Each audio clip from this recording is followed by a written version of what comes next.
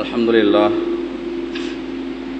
نحمده ونستعينه ونستغفره ونؤمن به ونتوكل عليه ونعوذ بالله من شرور أنفسنا ومن سيئات أعمالنا من يهده الله فلا مضل له ومن يضلله فلا هادي له وأشهد أن لا إله إلا الله وأشهد أن محمدا عبده ورسوله أما بعد يا أيها الذين آمنوا اتقوا الله حق تقاته ولا تموتن إلا وأنتم مسلمون يا أيها الناس اتقوا ربكم الذي خلقكم من نفس واحدة وخلق منها زوجها وبث منهما رجالا كثيرا ونساء واتقوا الله الذي تساءلون به والأرحام إن الله كان عليكم رقيبا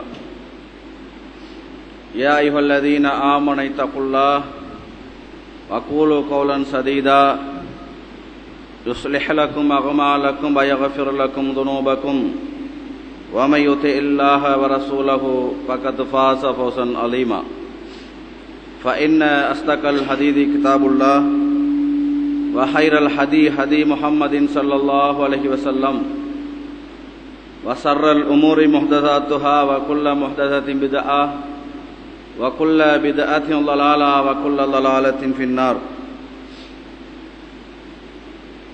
எல்லாம் அல்ல அல்லாஹு தஆலாவின் திருப்பெயரால் ஆரம்பம் செய்கின்றேன். அவன் தனித்தவன் என்றும் இந்த உலகத்தில் அவன் எந்த உதவியாளரையும் நாடுவதற்கு தேவையில்லாதவன் என்றும் இந்த உலகத்தை அவன் தனித்து நின்றே பரிபாலித்துக் கொண்டிருப்பவன் என்றும் இன்ஷா அல்லாஹ் இந்த உலகத்தை அவன் தனித்து நின்றே அழிப்பதற்கு சக்தி படைத்தவன் என்றும் இந்த உலகத்தில் நடைபெறுகின்ற நன்மைகளையும் நடைபெறுகின்ற தீமைகளையும் அவனுடைய ஏற்பாட்டிலேயே நடந்து கொண்டிருக்கிறது என்றும்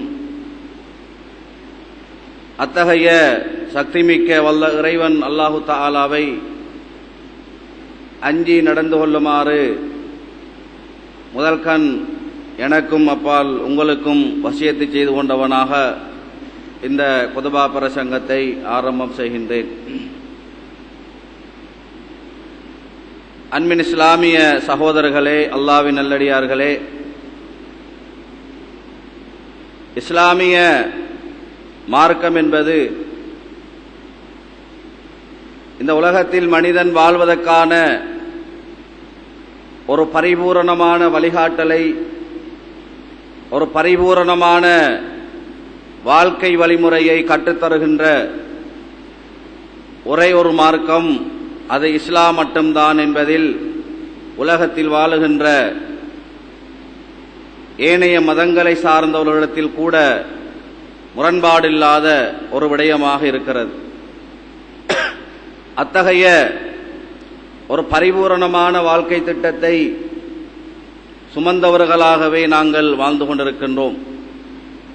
அதனாலே தான் அல்லாஹு தஆலா தனது வேதத்தில் யா அய்யுஹல்லதீன ஆமனூ உத்குலூ ஃபிஸ்ஸில்மி காஃபா, ஈமான் கொண்ட விசுவாசிகளே, நீங்கள் இஸ்லாத்தில் பரிபூர்ணமாக நுழைந்து கொள்ளுங்கள் என்று அல்லாஹு தஆலா இந்த உலகத்தில் வாழுகின்ற மோமின்களை பார்த்து அறைகூவல் விடுத்துக் கொண்டிருப்பதை நாங்கள் பார்க்கிறோம்.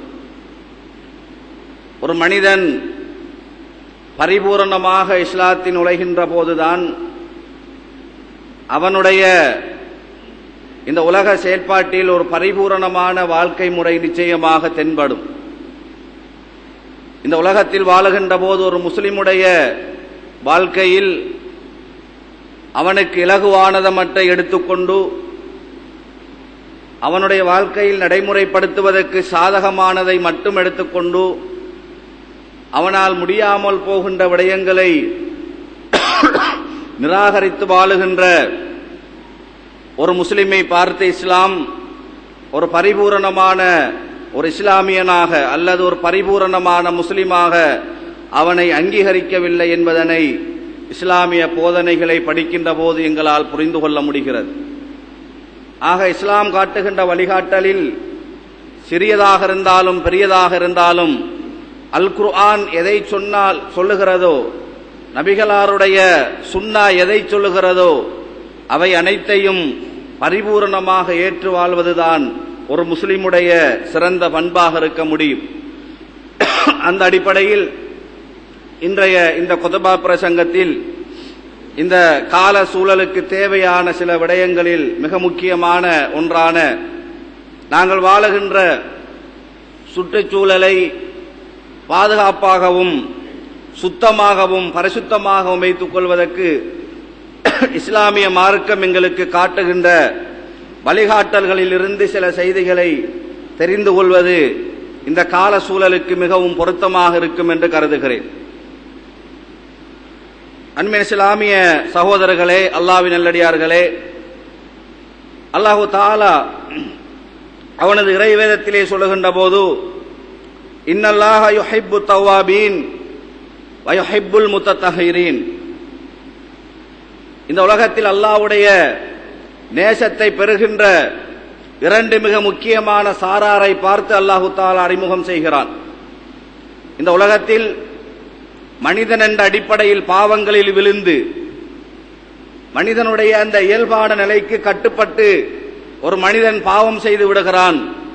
அந்த பாவத்தில் இருந்து தன்னை விடுதலை செய்து கொண்டு அந்த பாவம் நான் செய்தது பாவம்தான் என்ற அந்த உணர்வை பெற்றுக்கொண்டு எப்போது ஒரு மனிதன் தௌபா செய்து மீளுகிறானோ அந்த மனிதனை இந்த உலகத்தில் அல்லாஹு தஆலா மிக அதிகமாக நேசிக்கிறான்.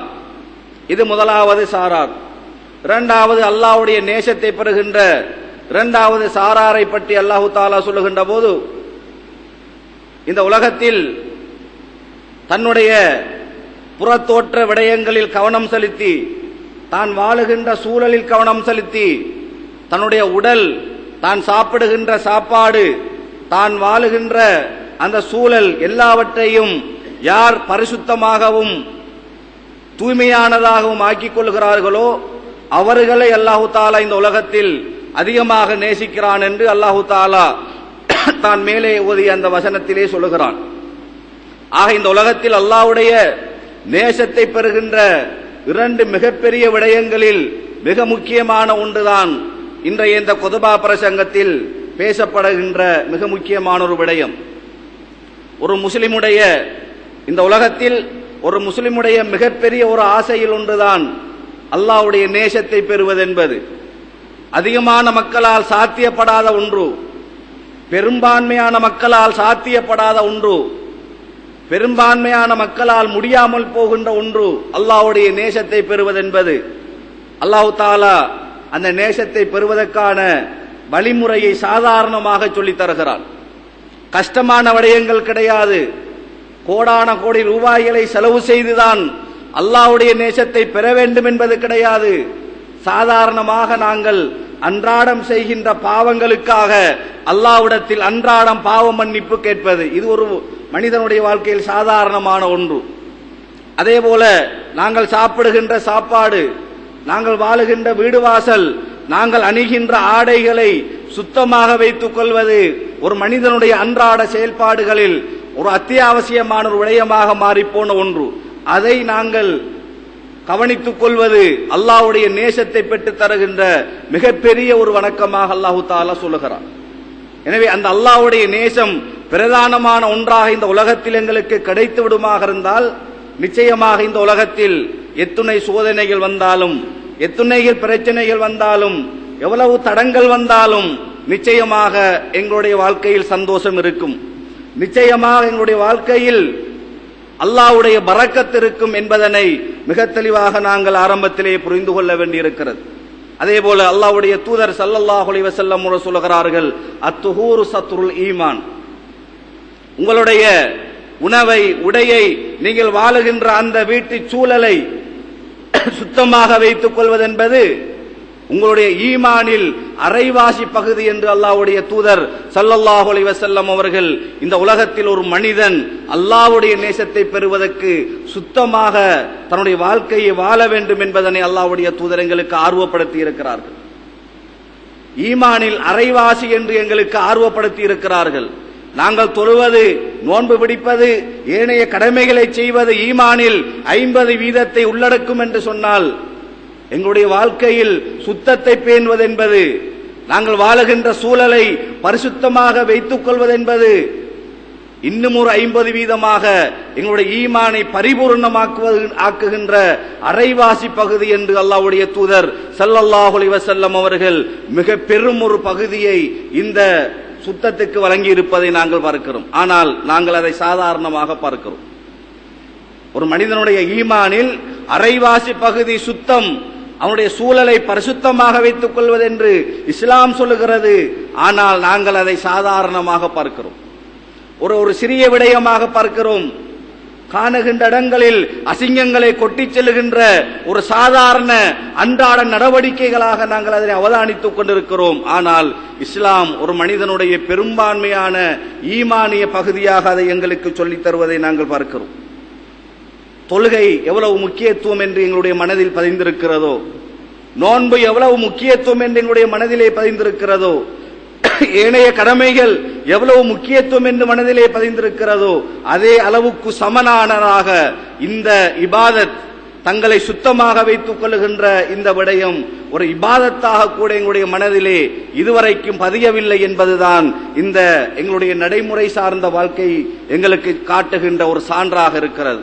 ஆக அன்பின் இஸ்லாமிய சகோதரர்களே, அல்லாஹ்வின் நல்லடியார்களே, பொதுவாக இஸ்லாமிய சட்டவாக்க அறிஞர்களுடைய புத்தகங்களை வாசிக்கின்ற போது, நீங்கள் தொழுகையை பற்றி வாசித்தால், நோன்பை பற்றி வாசித்தால், ஏனைய இஸ்லாமிய சட்டங்களை பற்றி வாசிக்கின்ற போது, இஸ்லாமிய அறிஞர்கள் கைகொள்ளுகின்ற ஒரு மிக முக்கியமான விடயத்தை இந்த இடத்தில் நான் உங்களுக்கு ஞாபகத்தில் தர வேண்டும்.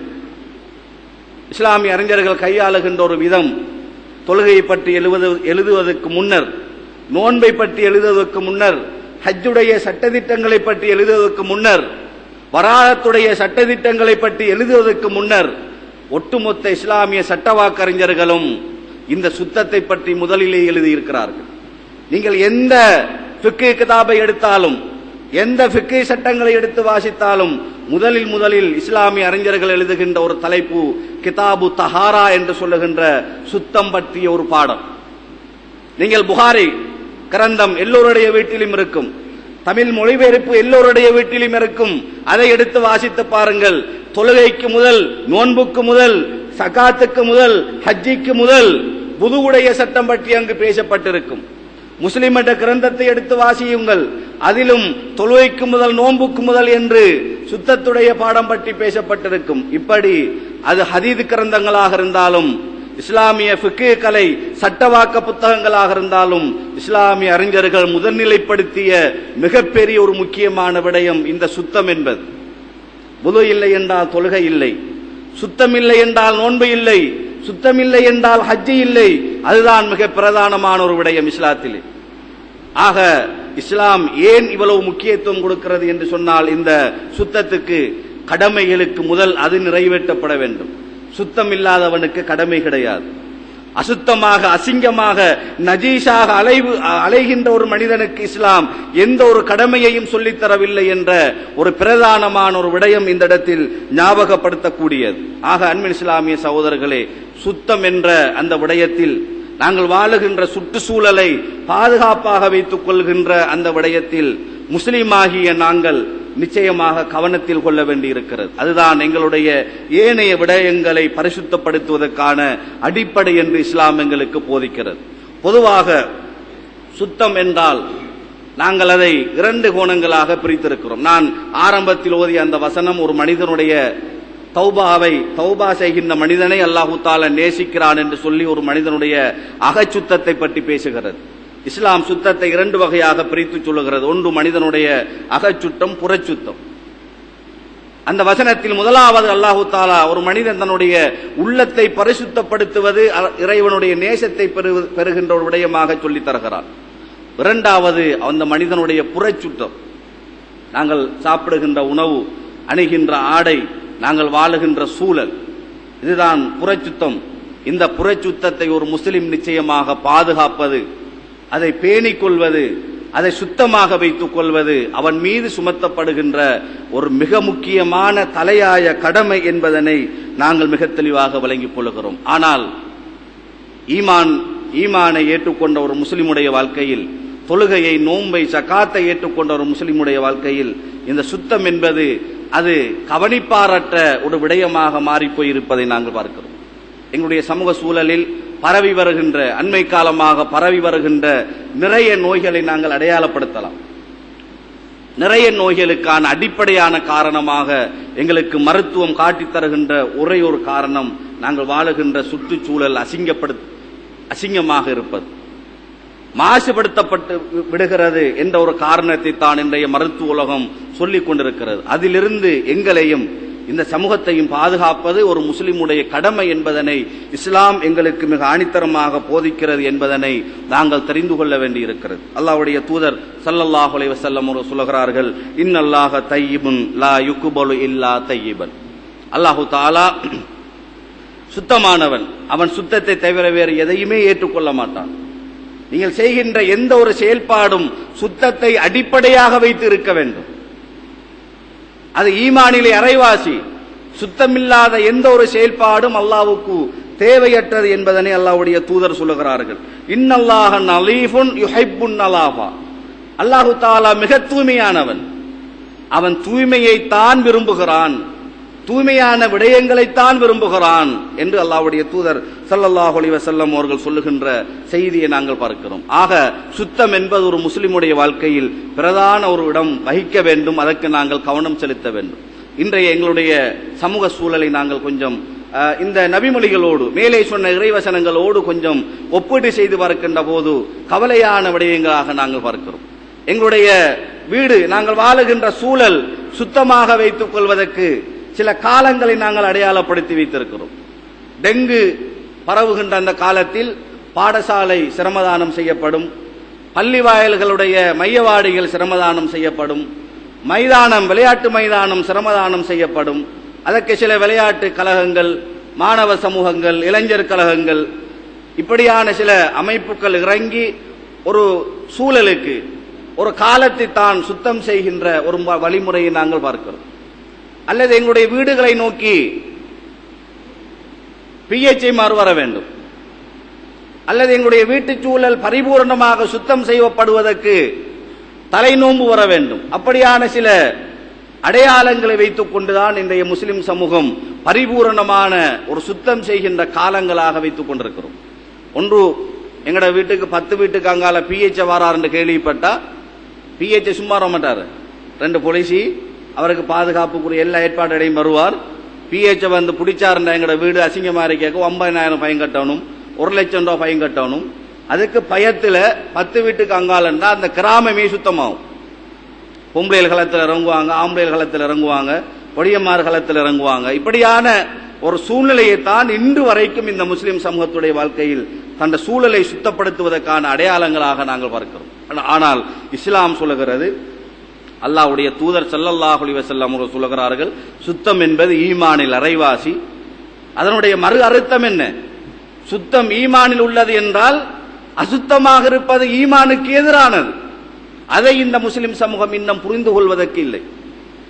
சுத்தம் ஈமானில் அரைவாசி என்றால் எங்களுடைய ஆடையை, நாங்கள் சாப்பிடுவதை, நாங்கள் வாழுகின்ற வீட்டுச் சூழலை, விளையாடி திரிகின்ற வெளிச்சூழலை, பாடசாலை சூழலை, பள்ளிவாயல் சூழலை சுத்தமாக வைத்துக் கொள்வது ஈமான் என்றால் அதை அசிங்கமாக வைத்துக் கொள்வது ஈமானுக்கு எதிரானது.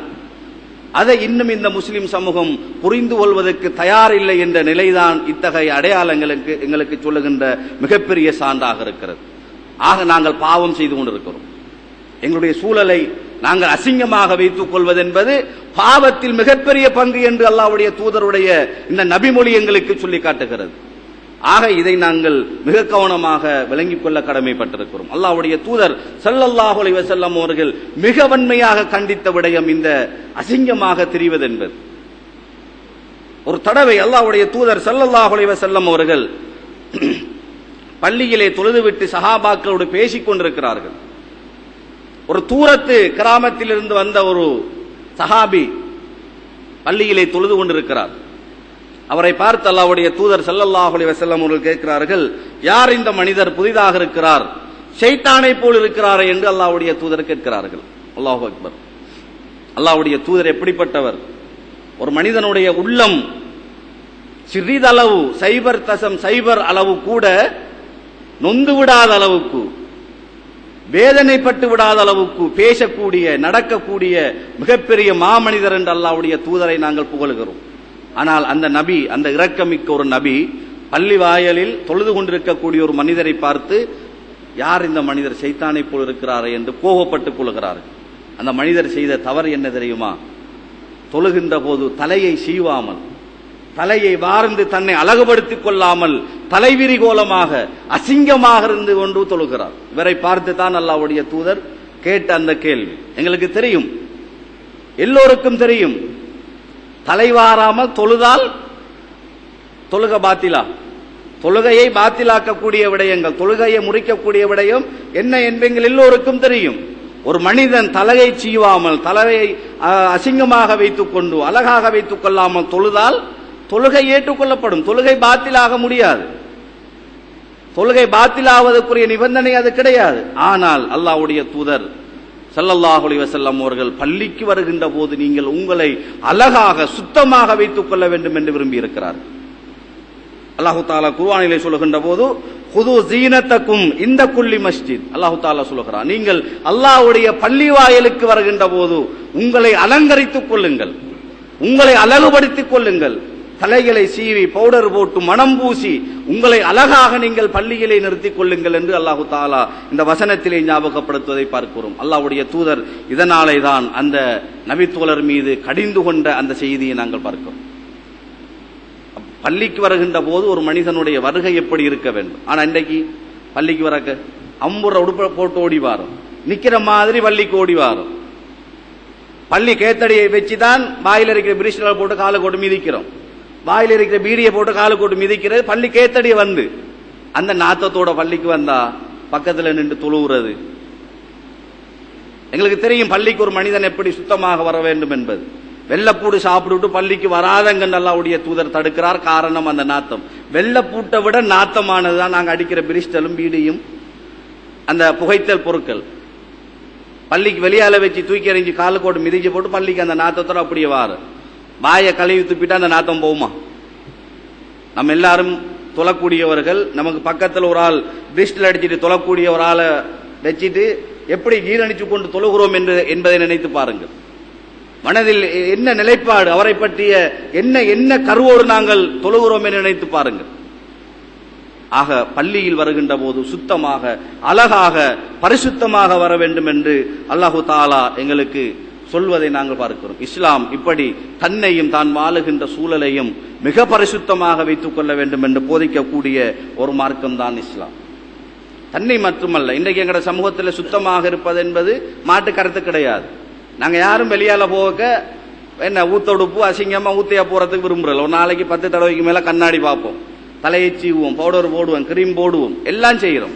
எங்களை சுத்தப்படுத்துகிறோம், எங்களை அழகாக வைத்துக் கொள்ள வேண்டும், வெளியால தங்களை அழகாக எல்லோரும் பார்க்க வேண்டும் என்று விரும்புகிறோம். அது மார்க்கத்தில் வரவேற்கத்தக்க விடயம். மேலே சொன்ன வசனம் அதைத்தான் சொல்லுகிறது. இஸ்லாம் ஒரு மனிதனை, ஒரு முஸ்லிமை வெளியாலிருந்து பார்ப்பவர்கள் அழகானவனாக பார்க்க வேண்டும் என்று விரும்புகின்ற மார்க்கம் இஸ்லாம். ஒரு முஸ்லிம் தன்னை சுத்தப்படுத்திக் கொள்வது என்பது அல்லாஹ்வுடைய நேசத்துக்கு சமனானது. அதைத்தான் இஸ்லாம் விரும்புகிறது. அது மார்க்கத்தில் வரவேற்கத்தக்க விடயம். ஆனால் எங்களுடைய வீட்டு சூழல், நாங்க அழகா இருக்கோம், நாங்க சுத்தமா இருக்கோம், ஆனா எங்களுடைய வீட்டு சூழல், நாங்கள் வாழுகின்ற ஏனைய சூழல், நாங்க நடமாடி திரிகின்ற பாதைகள், விளையாடி திரிகின்ற மைதான நிலை, எங்களுடைய பிள்ளை படிக்கக்கூடிய பாடசாலை சூழல், எங்களுடைய பிள்ளை விளையாடி திரிகின்ற வெளிச்சூழல் எப்படி இருக்கிறது? எங்கட பிள்ளைக்கு டெங்கு வந்தா நாங்க நினைச்சிக்க கூடாது எங்கட வீட்டை இருந்து குத்துன நலும்புண்டி சொல்லி. எங்கட வீட்டை விட்டு எத்தனையோ 15-20 வீட்டுக்கு அங்கால டெங்கு நொலும்பு பிடிபடுகிறது, டெங்கு நொலும்புடைய முட்டை ஈடுபடுகிறது. எங்கட பிள்ளைக்கு டெங்கு காய்ச்சல் வருகிறது, பாடசாலை பரிசோதிக்கப்படுகிறது. அந்த பிள்ளை டியூஷனுக்கு போன அந்த டியூஷன் அந்த வளாகம் பரிசோதிக்கப்படுகிறது. என்ன காரணம்? எங்கட வீடு மட்டும் சுத்தமாக இருந்தால் போதாது, தாங்கள் வாழுகின்ற சூழல் சுத்தமாக வைத்துக் கொள்ள வேண்டும். அதுதான் நாங்களும் பாதுகாப்பாக இருந்து இந்த சமூகத்தையும் பாதுகாப்பாக வைத்துக் கொள்ளலாம் என்ற ஒரு விளக்கத்தை தான் இஸ்லாம் எங்களுக்கு பரிபூர்ணமாக சொல்வது. சுற்றுச்சூழல் எல்லோரும் பேசுகிறார்கள். அல்லாஹு தாலா மிக அழகான ஒரு ஏற்பாட்டை இந்த உலகத்திலே செய்திருக்கிறார். சுற்றுச்சூழல் என்ன? இந்த உலகத்தில் அல்லாஹு தாலா மனுஷனை படைச்சிட்டு இந்த புவி மண்டலத்தை அல்லாஹு தாலா படைச்சு போட்டு இந்த புவி மண்டலம் சீராக இயங்குவதற்கு அல்லாஹு தாலா சில ஏற்பாடுகளை செய்திருக்கிறார். மனிதனுக்கு தேவையானது, மனிதனுக்கு நீர் தேவை, நிலம் தேவை, காற்று தேவை, ஆகாயம் தேவை, இந்த புவியில நெருப்பு தேவை. இப்படி இந்த புவி மண்டலம் சீராக இயங்குவதற்கான இறைவனுடைய படைப்பில் உள்ள இந்த 5 வகையான விடயங்களும் தான் சுற்றுச்சூழல் என்று நாங்கள் எல்லோரும் பேசுகிறோம். இதைத்தான் அல்லாஹு தாலா நீங்கள் இதை பாதுகாத்துக் கொள்ளுங்கள், இது உங்களுக்கு தந்த மிகப்பெரிய அமானிதம் என்று அல்லாஹு தாலா எங்களுக்கு சொல்லுவதை நாங்கள் பார்க்கிறோம். அல்லாஹு தாலா ஒரு இடத்தில் சொல்லுகின்ற போது 33வது அத்தியாயம் 27வது வசனம், வஅவ்ரதகும் அர்லஹும் வதியாரஹும் வஅம்வாலஹும் வஅர்தல்லம் ததஊஹா வகானல்லாஹு அலா குல்லி ஷைஇன் கதீரா. அல்லாஹு தாலா சொல்லுகிறார், நீங்கள் வாழுகின்ற பூமி, நீங்கள் வாழுகின்ற வீடு, நீங்கள் வாழுகின்ற உங்கள் வாழ்க்கைக்கு தேவையாக பயன்படுத்துகின்ற அனைத்தும் இறைவன் உங்களுக்கு வராதத்தாக அனந்தர சொத்தாக உங்களுக்கு அல்லாஹு தாலா ஆக்கி தந்திருக்கிறான் என்று அல்லாஹு தாலா 33வது அத்தியாயம் 27வது வசனத்திலே சொல்லுகிறான். அனந்தர சொத்து என்ன? நம்மட பிள்ளை நமக்கு அனந்தர சொத்து. நம்மட பிள்ளையை நாம் எப்படி பாதுகாப்போம்? நம்மட பிள்ளை நம்மட அனந்தர சொத்து என்றால் அந்த பிள்ளையை எவ்வளவு பாதுகாப்பாக, சுத்தமாக, பரிசுத்தவானாக அவனை சீராட்டி நாங்கள் பாதுகாத்துக் கொள்வோம். அப்படித்தான் இந்த புவி இயங்குவதற்காக இறைவனங்களுக்கு தந்த மிகப்பெரிய அருட்கொடையான இந்த சூழலையும் நீங்கள் வைத்துக் கொள்ள வேண்டும் என்று அல்லாஹு தாலா இந்த வசனத்தில் எங்களுக்கு புரிய வைப்பதை நாங்கள் பார்க்கிறோம். எங்களுடைய பிள்ளையை பார்ப்பது போல நீர்நிலையை நீங்கள் பார்க்க வேண்டும், நீங்கள் வாழுகின்ற அந்த புவி நிலத்தை பார்க்க வேண்டும் என்று அல்லாஹு தாலா சொல்லுகிறார். இஸ்லாம் இதற்கு எவ்வளவு முக்கியத்துவம் கொடுத்திருக்கிறது என்பதனை இதிலே நாங்கள் தெரிந்து கொள்ள முடிகிறது. அல்லாஹ்வுடைய தூதர் ஸல்லல்லாஹு அலைஹி வஸல்லம் அவர்கள் சொல்கிறார்கள், இத்தகுல் ஆனைன், நீங்கள் இந்த உலகத்தில் 2 லானத் செய்யப்பட்ட சாராரை அஞ்சிக் கொள்ளுங்கள் என்று அல்லாஹ்வுடைய தூதர் சொல்கிறார்கள். அந்த 2 லானத் செய்யப்பட்ட சாரார் யார் என்று சஹாபாக்கள் கேட்கிறார்கள். அதற்கு அல்லாஹ்வுடைய தூதர் சொல்கிறார்கள், அல்லது யதஹல்லா ஃபீ தரீகின் நாஸ் அவ் ஃபீ லில்லிஹிம். அந்த அல்லாஹ்வுடைய லானத்துக்குரிய 2 சாரார் யார் என்றால், மனிதர்கள் நடமாடுகின்ற வீதிகளில் அசிங்கங்களை போடுபவர்கள், மலசலம், குப்பைகள், கூலங்கள், வீட்டில் இருக்கக்கூடிய மீனறுத்த குப்பை, இறைச்சறுத்த குப்பை, மரக்கரை குப்பை, இப்படியான குப்பைகளை எல்லாம் பேக்கில கட்டி கொண்டு ரோட்டை அசிங்கப்படுத்துறோமே, இவங்களை பார்த்து அல்லாஹு தாலா சாபமிடுகிறான். இவர்களை நீங்கள் அஞ்சிக் கொள்ளுங்கள் என்று அல்லாஹ்வுடைய தூதர் சொல்லுகிறார்கள். 2வது சாரார் மனிதர்கள் நிழல் பெறுவதற்காக இருக்கக்கூடிய இனல் தருகின்ற இடங்கள், அது மரத்தடியா இருக்கலாம் அல்லது சில கட்டடங்களாக இருக்கலாம். அந்த மனிதன் ஓய்வு பெற்று நிழல் பெறுவதற்காக, மனிதன் மட்டுமல்ல அல்லாஹ்வுடைய படைப்புக்கள் நிழல் பெறுகின்ற இடங்கள் என்று அல்லாஹ்வுடைய தூதர் ஸல்லல்லாஹு அலைஹி வஸல்லம் சொல்லுகிறார்கள். மனிதன் நிழல் பெறுவதற்காக இருக்கக்கூடிய இடங்களையும் வீதியையும் யார் அசிங்கப்படுத்துகிறார்களோ இந்த 2 சாராரையும் அல்லாஹ் தாலா சாபம் விட்டிருக்கிறான் என்று அல்லாஹ்வுடைய தூதர் ஸல்லல்லாஹு அலைஹி வஸல்லம் அவர்கள் கண்டிப்பதை நாங்கள் பார்க்கிறோம். ஆக அல்லாஹ் தாலாவுடைய அந்த நேசத்தை பெறுவதற்காக நாங்கள் வாழுகின்ற இந்த சுற்றுச்சூழலை பாதுகாப்பாக வைத்துக் கொள்வதற்கு அல்லாஹ் தாலா எனக்கும் உங்களுக்கும் ஏனையவர்களுக்கும் வாய்ப்பை தருவானாக. வாஹிர் தஅவானா அல்ஹம்துலில்லாஹி ரப்பில் ஆலமீன்.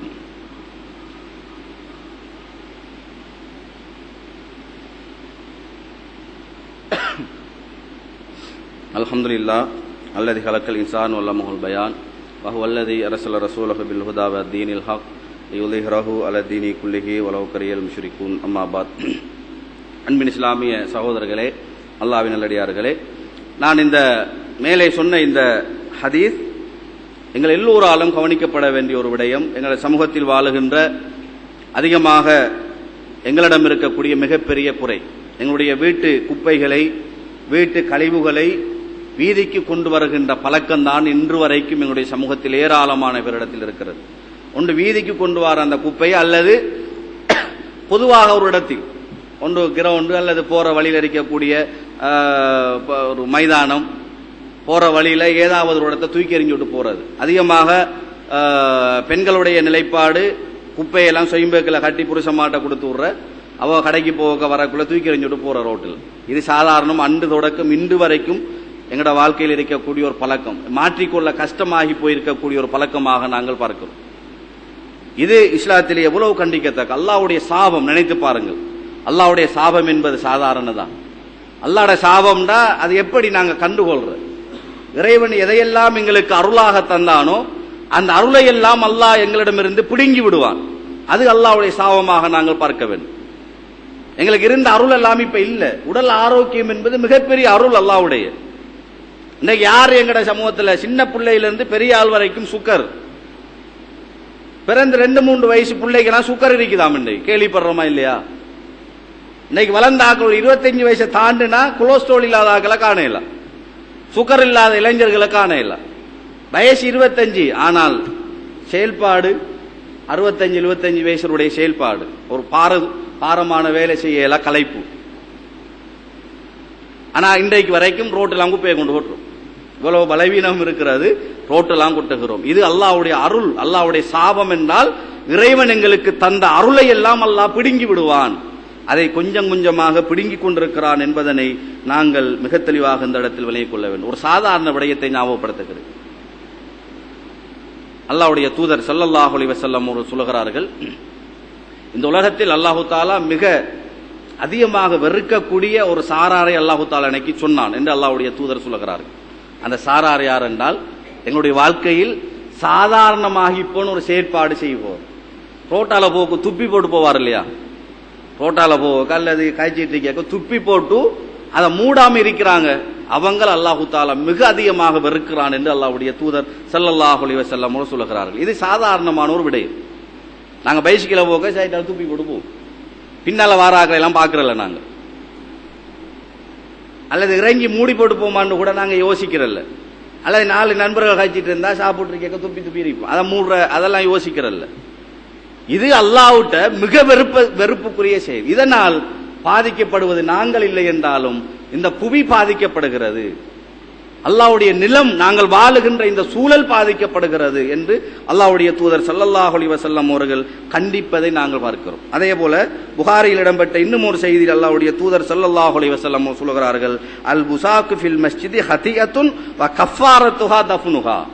ஒரு மனிதன் பள்ளியில துப்புறது, பள்ளிக்கு வந்து துப்புறது பாவமானது, மிக மோசமான பாவம். அது துப்புறது மிக மோசமான பாவம்.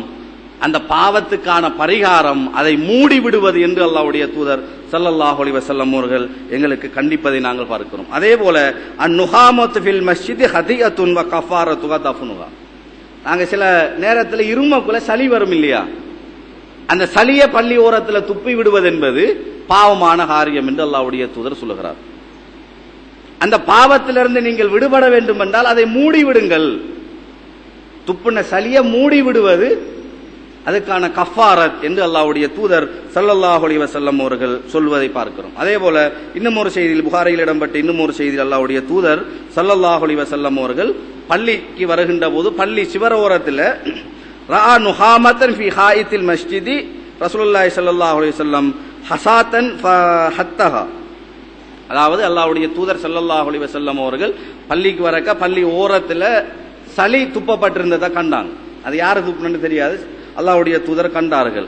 கண்ட உடனே அல்லாஹ்வுடைய தூதர் அதை சும்மா விடல, அந்த கூழாங்கல், சின்ன சின்ன பொடிக்கற்கள் இருக்குது, அந்த கூழாங்கற்கள் எடுத்து அல்லாஹ்வுடைய தூதர் தன்னுடைய கரத்தினால் அந்த சளியை சுரண்டி விட்டார்கள். சுரண்டி போட்டு சொன்னாங்க அல்லாஹ்வுடைய தூதர் ஸல்லல்லாஹு அலைஹி வஸல்லம் அவர்கள், இதா தனஹம அஹதுக்கும் ஃபலா யதனஹம் கிபல வஜ்ஹி. நீங்கள் யாராவது துப்புறத்துக்கு விரும்பினா உங்களுக்கு முன்னுக்கு துப்பாதீங்க, உங்களோட முன் திசையை நோக்கி துப்பாதீங்க. வலா அன் யமீனிஹி, வலது பக்கம் பார்த்து துப்பாதீங்க. வல் யபுசுக் அன் யசாரிஹி அவ் தஹ்த கதமிஹில் யுஸ்ரா. அல்லாஹ்வுடைய தூதர் சொல்கிறார்கள், நீங்கள் துப்புவதற்கான ஒரு நிலை உங்களுக்கு ஏற்பட்டால் இடது பக்கம் பார்த்து துப்புங்கள், அதை மூடிவிடுங்கள். அல்லது உங்களுடைய காலடிக்கு கீழே துப்பி அதை மூடிவிடுங்கள் என்று அல்லாஹ்வுடைய தூதர் ஸல்லல்லாஹு அலைஹி வஸல்லம் அவர்கள் சொல்லுகின்ற செய்தியை நாங்கள் புகாரியிலே பார்க்க முடிகிறது. அன்பின் இஸ்லாமிய சகோதரர்களே, இது ஒரு சாதாரண விடயம். நான் பெரிய விடயங்களை பற்றி சொல்லவில்லை. எங்களுடைய வாழ்க்கையில் அன்றாடம் ஒவ்வொரு தினமும் ஒவ்வொரு வினாடியும் நாங்கள் செய்கின்ற ஒரு சாதாரண தவறை பற்றி அல்லாஹ்வுடைய தூதர் எவ்வளவு தூரம் கண்டித்திருக்கிறார்கள் என்பதனை இந்த இடத்திலே விளங்கிக் கொள்ள வேண்டும். அதே போல இன்னும் ஒரு செய்தி நபி ஸல்லல்லாஹு அலைஹி வஸல்லம் அவர்கள் சொல்கிறார்கள், கத்துல் இனாஅ வ அவுகுல் சிகாஅ ஃபஇன்ன ஃபி ஸனதி லைலத்தன் யன்சுலு ஃபீஹா வபாஉன். அல்லாஹ்வுடைய தூதர் சொல்கிறார்கள், நீங்கள் பாத்திரங்களை, தண்ணீர் இருக்கக்கூடிய பாத்திரங்களை மூடி வைத்து விடுங்கள். தண்ணீர் இருக்கக்கூடிய அந்த அல்லாஹ்வுடைய தூதருடைய காலத்தில் தண்ணீரை அந்த மாட்டு தோல் அல்லது மிருகங்களுடைய தோலினாலான ஒரு குவளையில் வைப்பார்கள். அந்த குவளையை நீங்கள் கட்டி வைத்து விடுங்கள் என்று சொல்லிவிட்டு அல்லாஹ்வுடைய தூதர் ஸல்லல்லாஹு அலைஹி வஸல்லம் சொன்னார்கள், ஏனென்றால் ஃபஇன்ன ஃபி ஸனதி லைலத்தன் யன்சுலு ஃபீஹா வபாஉன். வருஷத்துல ஒரு இரவு இருக்கிறது. அல்லாஹ்வுடைய தூதர் சொல்கிறார்கள், முஸ்லிம்ல பதிவு செய்யப்பட்ட சஹீஹான நபிமொழி, வருடத்தில் ஒரு இரவு இருக்கிறது. அந்த இரவிலே பா என்று சொல்லுகின்ற, வபா என்று சொல்லுகின்ற கொள்ளை நோய் என்று சொல்லுவோம். நாங்கள் இன்றைக்கு அதுக்கு மொழிபெயர்ப்பை தேடி பார்த்தா கொள்ளை நோய் என்று அர்த்தம். கொள்ளை நோய் வருடத்தில் ஒரு இரவு இறங்குகிறது. அது எங்க இறங்குகிறது என்றால், லா யமுர்ரு பி இனாயின் லைஸ அலைஹி கிதாஉன் அவ் ஷிகாயின் லைஸ அலைஹி விகாஉன். மூடப்படாத பாத்திரங்கள், தண்ணீர் பாத்திரம் இருக்குதானே, மூடப்படாத தண்ணீர் தேங்கி நிற்கக்கூடிய அந்த பாத்திரங்களில் வருடத்தில் ஒரு இரவு அந்த கொள்ளை நோய் என்று சொல்லுகின்ற அந்த நோய் இறங்குகிறது என்று அல்லாஹ்வுடைய தூதர் ஸல்லல்லாஹு அலைஹி வஸல்லம் சொல்லிவிட்டு சொல்லுகிறார்கள். அந்த நோய் கடந்து செல்லுகின்ற போது இல்லா நஸல ஃபீஹி மின் தாலிக்கல் வபா, அந்த நோயில கொஞ்சமாவது அந்த தண்ணீர் மூடி வைக்காத பாத்திரங்களில் இறங்குகிறது என்று அல்லாஹ்வுடைய தூதர் ஸல்லல்லாஹு அலைஹி வஸல்லம் அவர்கள் எச்சரிக்கை செய்கின்ற அந்த செய்தியை நாங்கள் பார்க்கிறோம். கொள்ளை நோய் என்றால் நீங்க கூகுள்ல தேடலாம் அல்லது விக்கிபீடியால தேடலாம். கொள்ளை நோய்க்கு பொதுவாக தொற்று நோய் என்று சொல்லுகிறார்கள். இன்னும் சில விளக்கம், சில ஒரு நாட்டிலிருந்து இன்னும் ஒரு நாட்டுக்கு பரவுகின்ற நோய், அல்லது ஒரு ஊரில் இருந்து இன்னும் ஒரு ஊருக்கு பரவுகின்ற நோய், மரணத்தை ஏற்படுத்துகின்ற பயங்கரமான நோய் என்றெல்லாம் சொல்லப்படுகிறது. எங்களுக்கு தெரியும், அண்மையில் பண்டி காய்ச்சல் என்று உலகத்தில் பிரபல்யமாக பேசப்பட்ட ஒரு காய்ச்சல் இருந்தது. அதை 2016 ஜூன் 11ஆம் தேதி அந்த பந்தி காய்ச்சலை கூட, மனிதனுடைய உயிருக்கு உலவிக்கக்கூடிய அந்த பந்தி காய்ச்சலை கூட WHO உலக சுகாதார ஸ்தாபனம் இந்த கொள்ளை நோய் என்று அறிவித்திருந்தது. கொள்ளை நோயுடைய பட்டியலிலே தான் அந்த பண்டி காய்ச்சலையும் சேர்த்திருந்தது. ஆக மனிதனுடைய மரணத்தை ஏற்படுத்துகின்ற, மனிதனுடைய உயிருக்கு ஆபத்தை ஏற்படுத்துகின்ற நோய்க்கு எல்லாத்துக்கும் கொள்ளை நோய் என்று சொல்லப்படுகிறது. இந்த கொள்ளை நோய் வருஷத்துல ஒரு இரவு மூடி வைக்காத அந்த தண்ணீரில இறங்குகிறது என்று அல்லாஹ்வுடைய தூதர் ஸல்லல்லாஹு அலைஹி வஸல்லம் அவர்கள் சொல்லிவிட்டு அதற்கான வழிமுறை, அதிலிருந்து எங்களை பாதுகாப்பதற்கான வழிமுறையை சொல்லுகிறார்கள். தண்ணீர் பாத்திரங்களை என்ன செய்யுங்க, மூடி வையுங்கள், அது உங்களுடைய ஆரோக்கியத்துக்கு போதுமானது. அதே போல அல்லாஹ்வுடைய தூதர் இன்னும் ஒரு நபிமொழியை சொல்லுகின்ற போது, கத்துல் இனாஅ வ அவுகு ஷிகாஅ வ அக்லிகுல் பாப, நீங்க படுக்கிறதுக்கு முதல் தண்ணீர் பாத்திரங்களை மூடி வைத்து விடுங்கள், கதவுகளை மூடி வைத்து விடுங்கள், அத்ஃபிஉ சிராஜ, விளக்குகளை நீங்கள் ஓ பண்ணி விடுங்கள், நூத்து விடுங்கள். ஃபஇன்ன ஷைத்தான லா யஹுல்லு ஷிகாஅன் வலா யஃப்தஹு பாபன் வலா யக்ஸிபு இனான். ஏனென்றா ஷைத்தான் மூடி வைக்கக்கூடிய பாத்திரங்களை திறப்பது கிடையாது, அடைச்சிருக்கக்கூடிய கதவை ஷைத்தான் திறப்பது கிடையாது, கட்டியிருக்கக்கூடிய தண்ணீர் குவளைகளை ஷைத்தான் அவிழ்ப்பது கிடையாது என்று அல்லாஹ்வுடைய தூதர் ஸல்லல்லாஹு அலைஹி வஸல்லம் சொல்லிவிட்டு, உங்களுக்கு பாத்திரங்களை மூடி வைப்பதற்கு ஒரு பாத்திரம் கிடைக்கவில்லை என்றால், தண்ணி கோப்பையை மூடுறதுக்கு இன்னும் ஒரு தண்ணி கோப்பை உங்களுக்கு கிடைக்கலண்டா, நீங்க அல்லாஹ்வுடைய பெயரை சொல்லி பிஸ்மி சொல்லி ஒரு குச்சையாவது குறுக்கால வைத்து விடுங்கள் என்று அல்லாஹ்வுடைய தூதர் ஸல்லல்லாஹு அலைஹி வஸல்லம் அவர்கள் சொல்லுகின்ற செய்தியை நாங்கள் முஸ்லிமிலே பார்க்க முடிகிறது. இல்லம் யஜித் அஹதுக்கும் இல்லா யருத அலா இனாஅத்தின் ஊதன், அந்த தண்ணீர் பாத்திரங்களை மூடி வைப்பதற்கு ஒரு ஏனம், ஒரு பாத்திரம் உங்களுக்கு கிடைக்கலண்டா, ஒரு குச்சியாவது நீங்கள் அல்லாஹ்வுடைய பெயரை சொல்லி அதுக்கு இந்த தண்ணீர் பாத்திரத்துக்கு மேலே வைத்துக் கொள்ளுங்கள், அல்லாஹ்வுடைய நாட்டம் அதிலிருந்து எங்களை பாதுகாக்கும் என்ற கருத்தை அல்லாஹ்வுடைய தூதர் ஸல்லல்லாஹு அலைஹி வஸல்லம் சொல்வதை நாங்கள் பார்க்கிறோம். ஆக இன்றைக்கு எங்கள் முஸ்லிம் சமூகத்தை பிடித்திருக்கக்கூடிய நிறைய புது புது நோய்களை பார்க்கிறோம். அந்த புது புது நோய்களுக்கெல்லாம் அடிப்படை நாங்கள் வாழுகின்ற சுற்றுச்சூழல் பாதுகாப்பில்லை, அல்லது நாங்கள் அருந்துகின்ற தண்ணீர் அல்லது சாப்பிடுகின்ற உணவு சுத்தமில்லை, அசுத்தமடைந்ததாக அல்லது அல்லாஹ்வுடைய அந்த அருள் பறிக்கப்பட்டு அல்லாஹ்வுடைய சாபம் இறக்கப்பட்டதாக அமைந்து விடுவதுதான் அதற்கான காரணம் என்பதை நாங்கள் தெரிந்து கொள்ள வேண்டும். அன்பின் இஸ்லாமிய சகோதரர்களே, பிஹெச்ஐக்கு பயப்படுவதை விட எம்ஓஹெச் ஆபீசர்மாருக்கு பயப்படுவதை விட அல்லாஹ்வுக்கு பயப்பட்டால் இது ஹராம், ஈமானுக்கு எதிரானது, என்னுடைய ஈமானில் கலப்படத்தை ஏற்படுத்திவிடும் அல்லது என்னுடைய ஈமானில் குறையை ஏற்படுத்திவிடும் என்று ஒரு முஸ்லிம் இதை நம்புவானாக இருந்தால் நிச்சயமாக அவனுடைய வருடத்தில் 365 நாளும் அவன் ஆரோக்கியமாக வாழ்வதற்கான வழியை அல்லாஹு தஆலா வைத்திருக்கிறான். வருடத்தில் ஒரு தடவை பிஹெச் வருவார் என்று வருகின்ற போதுதான் எங்களுடைய சூழலை நாங்கள் சுத்தம் செய்வோம் என்ற ஒரு பழக்கத்தோடு அல்லது ஒரு பலவீனத்தோடு நாங்கள் வாழ்வோமாக இருந்தால் நிச்சயமாக இந்த சமூகத்தில் அல்லாஹ்வுடைய சாபம் அது நோயாக வேறு வேறு வருத்தங்களாக உயிர்கொல்லி நோய்களாக இறங்கிக் கொண்டே இருக்கும் என்பதில் எந்த விதமான சந்தேகமும் கிடையாது. அல்லாஹு தஆலா என்னையும் உங்களையும் இந்த முஸ்லிம் சமூகத்தையும் இத்தகைய பாரிய புதிய புதிய நோய்களில் இருந்து பாதுகாப்பானாக. வாஹிர் தஅவானா அல்ஹம்துலில்லாஹி ரப்பில் ஆலமீன். வஸ்ஸலாமு அலைக்கும் வரஹ்மத்துல்லாஹி வபரகாத்துஹு.